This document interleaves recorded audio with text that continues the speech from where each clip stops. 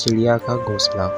एक चिड़िया ने एक खेत में अपना घोंसला बनाकर उसमें अंडे दिए। उसमें समय आने पर 2 बच्चे निकले। चिड़िया बच्चों की भूख मिटाने के लिए दाना चुगने के लिए रोज गांव की तरफ जाती और इस बीच वहां पर चिड़िया के बच्चे अकेले ही रहते थे। इधर चिड़िया जब लौट कर आती तो बच्चे बहुत खुश होते। चिड़िया अपने बच्चों की भूख मिटाती।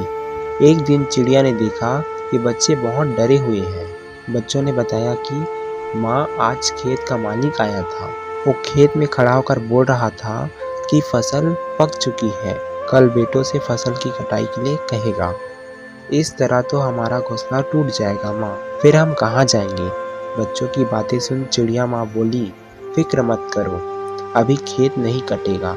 और अगले दिन सच में कुछ नहीं हुआ।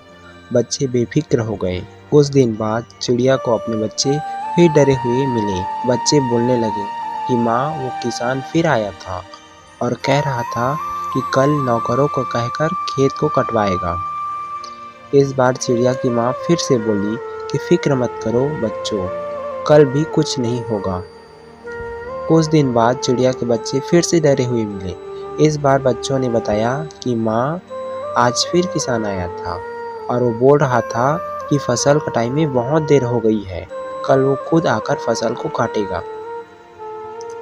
इस बार ये सुनकर चिड़िया बच्चों से बोली, अब खेत कल पक्का कट जाएगा।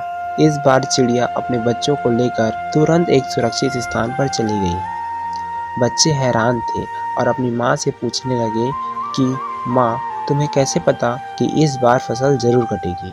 माँ बोली, जब तक कोई इंसान किसी काम के लिए दूसरे पर निर्भर होता है तो उसके काम को संपन्न होने में हमेशा संदेह बना रहता है, लेकिन जब कोई इंसान अपने काम को खुद से करने की ठान लेता है तो वो काम जरूर पूरा होता है। दोस्तों, ये कहानी भी हमें शिक्षा देती है कि जब तक हम दूसरों पर डिपेंड रहते हैं, दूसरों के भरोसे चलते रहते हैं, तब तक कोई भी काम ढंग से या समय से नहीं हो पाता।